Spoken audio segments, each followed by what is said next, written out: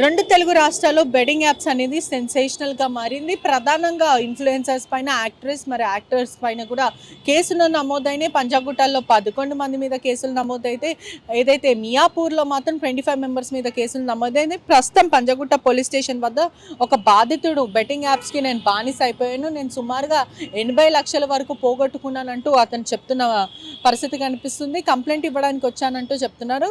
ఏం పేరు మీరు? బెట్టింగ్ యాప్లో ఎలా కోల్పోయారు? నా పేరు శ్రీరామ్ బాబు అండి, మాది నెల్లూరు జిల్లా.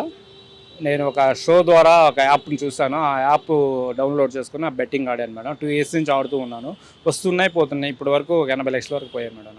అంటే మీరు ఎక్కడ, ఏ ఊరు మీది, ఏం పని చేస్తారు? మాది నెల్లూరు జిల్లా ఏఎస్పేట మండలం కావలాడవల్ విలేజ్ మేడం. నేను 2019 ముందు డైలీ లేబర్గా ముఠాన్ని తీసి జామాయిలు కరగొట్టించే ముఠా మేస్త్రిగా పనిచేశాను మేడం. తర్వాత 2019లో ఒక టెంట్ హౌస్ అనే వ్యాపారం పెట్టుకున్నాం. లైటింగ్ టెంట్ హౌస్ వ్యాపారం పెట్టుకున్నాం. నేను పెట్టిన తర్వాత 2 ఏళ్ళు కరోనా మేడం. కరోనాలో వ్యాపారం బాగా దెబ్బతినింది. ఆరోగ్యం బాగాలేక కొంచెం ఖర్చు అయిపోయాయి, డబ్బులు బాగా మేడం. ఒక 15 లక్షలు అప్పు అయిపోయాను మేడం అప్పటికి. తర్వాత మళ్ళీ కరోనా దాటిన తర్వాత మళ్ళీ ముఠాగా తీసుకెళ్ళి పని చేసుకుంటూ ఉన్నాను మేడం. ఈ లోపల ఒక షో ద్వారా యాప్ అనేది పరిచయం అయింది. Unstoppable show madam. అన్స్టాపుల్ షోలో బాలకృష్ణ యాంకర్గా ఉండే షోలో ప్రభాస్ సార్ గెస్ట్గా, గోపిచంద్ సార్ గెస్ట్గా వచ్చారు మేడం. దాంట్లో స్పాన్సర్లుగా స్ప్రైటు, రియల్మీ, ఈ ఫండబులైట్ అనే యాప్లు స్పాన్సర్షిప్ ఇచ్చారు మేడం. ఆ స్పాన్సర్షిప్ అవి చూసి దాంట్లో ఆ ఫండబులైట్ యాప్ని ఏంటి అనేది డౌన్లోడ్ చేసుకున్నాం మేడం. డౌన్లోడ్ చేసుకున్నాక ఇట్లా గేమ్స్ ఆడాలనేటివి ఉన్నాయి మేడం. అవి అలవాటు పడిపోయాను మేడం. అంటే ఎట్లా మొదట ఎలా స్టార్ట్ చేశారు, ఎప్పుడు స్టార్ట్ చేశారు? 2 ఇయర్స్ బ్యాక్ స్టార్ట్ చేశాను మేడం. 2023లో స్టార్ట్ చేశాను మేడం ఈ యాప్ని. చేసినప్పుడు అదే కొంత అమౌంట్ పెడితే వస్తాయని యూట్యూబ్లో, ఫేస్బుక్లో ఇట్లాగే యాప్ ఫండబులైట్ యాప్ ప్రమోషన్స్ కూడా వచ్చాయి మేడం. యూట్యూబ్లో, ఫేస్బుక్లో వస్తూ ఉండేది.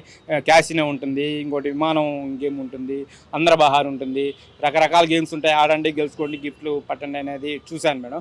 అలాగే బాలకృష్ణ సార్ కూడా ప్రభాస్ సార్కి ఒక గిఫ్ట్ ఇస్తూ, అదే ఫండబులైట్ బాక్స్ ఒకటి ఇస్తూ, దీంట్లో ఫండబులైట్ గేమ్స్ ఉంటాయి, ఆడండి, గిఫ్ట్లు కొట్టండి అని చెప్పి ప్రభాస్ సార్కి, గోపిచంద్ ఒక గిఫ్ట్ ఇస్తారు సార్ మేడం. సరే, అది ఏదో గిఫ్ట్లు వస్తాయి, ఏదో డబ్బులు వస్తాయని ఆశతో గేమ్ డౌన్లోడ్ చేసుకుని ఆడాను మేడం. నేను ఆడితే ముందు 10,000 పెట్టా, 18,000 వరకు వచ్చి అలా 1.5 నెలలో 3 లక్షల వరకు మనకి మనీ వచ్చాయి మేడం, ఎర్న్ అయినాయి మేడం. తర్వాత పోతూ ఉన్నాయి, వస్తూ ఉన్నాయి. ఇట్లా ఈ 1.5 పోతూ వస్తూనే 80 లక్షల వరకు అప్పులు పడిపోయాను మేడం. అంటే మీరు చెప్తున్న బట్టి అంటే 80 లక్షలు నిజంగా మీరు పెట్టున్నట్టు ఏదైనా ఆధారాలు ఏమైనా ఉన్నాయా? ఫోన్పే ట్రాన్సాక్షన్స్ మొత్తం 2 ఇయర్స్ ట్రాన్సాక్షన్స్ ఉన్నాయి మేడం. నాది నెల్లూరు జిల్లా కావలాడవల్లి.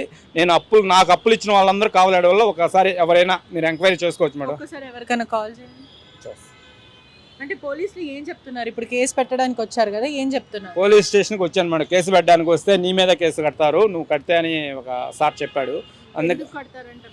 నేను బెట్టింగ్ ఆడడం నేరం కదా, అందుకని కడతా ఉన్నారు మేడం. అందుకని నేను ఏం చేయాలో అర్థం కాదు. నేను సజ్జనార్ సార్ని కలిసి నా విధంగా చెప్తే, నా పరిస్థితి ఇలా పోగొట్టుకున్నాను చెప్తే, ఆ సార్ కేసు పెట్టమంటాడా వద్దంటాడని సార్ని కలుద్దామని వచ్చాను మేడం ఇక్కడికి. నేను ఇక్కడికి వచ్చి సార్ని కలవాలి, ఇట్లా బెట్టింగ్ ఆడాను, డబ్బులు 80 లక్షల వరకు పోయాయని చెప్తే, నీ మీద కేసు కడతారు బాబు బెట్టింగ్ ఆడ. ఇక్కడ నిన్న పంజాగుట్ట పోలీస్ స్టేషన్లో అందరి మీద ఇట్లా చర్యలు జరిగాయని ఒక న్యూస్ నిన్న పంజాగుట్ట పిఎస్కి ఒక ఛానల్ వాళ్ళకి ఫోన్ చేసాం. ఇట్లా రావాలి సార్ వాళ్ళకి అంటే ఇక్కడికి రండి అన్నారు. ఒక ఛానల్ వాళ్ళు ఇక్కడికి వచ్చి వాళ్ళకి చెప్పాను మేడం విషయం. ఇక్కడ సార్ ఒకరిని అడిగితే ఒకసారి ఫోన్ చేయండి మీ స్నేహితులకి ఎవరికైనా. అంటే మీరు 80,000 కోల్పోయారంటే 80 లక్షలు కోల్పోయారంటే నమ్మశక్యంగా అనిపించదు. అదే నమ్మశక్యం కాదు, కానీ ఎంతమందికి నేను డబ్బులు ఎలా ఫోన్ చేస్తాను. హలో మా రాధమ్మ, అన్న బావలేడా? ఎవరు మాట్లాడేది? రాధానా? నేను రామాబాబు.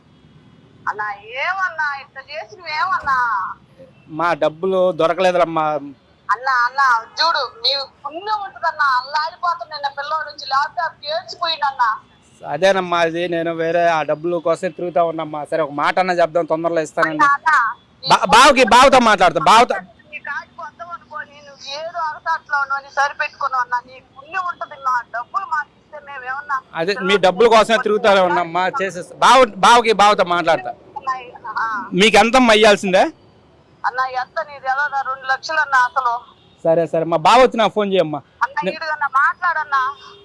బావా అన్న ఏమన్నా ఇస్తా, ఒక నెల టైం అమ్మా, ఒక నెల టైం. ఏదో అదే మీరు చెప్పావా?